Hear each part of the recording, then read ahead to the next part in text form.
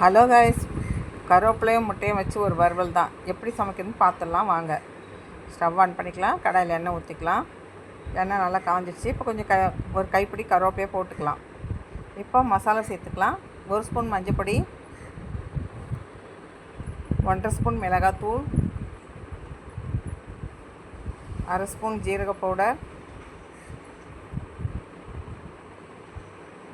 தேவையான சால்ட்டு.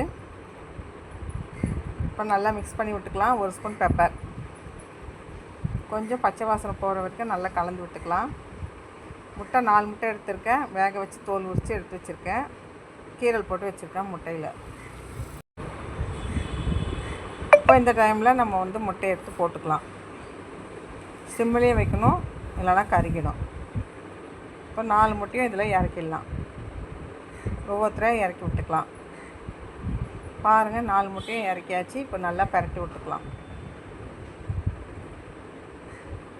கருவேப்பிலை வாசனையும் அந்த மிளகாத்தூள் பெப்பர் வாசனையும் செம்மையாக இருப்போங்க. ரச சாதத்துக்கு வச்சு சாப்பிட்டாலே செம்ம டேஸ்ட்டாக இருக்கும். 2 தட்டு சாப்பாடு சாப்பிட்லாம் இந்த மாதிரி பண்ணோம்னா.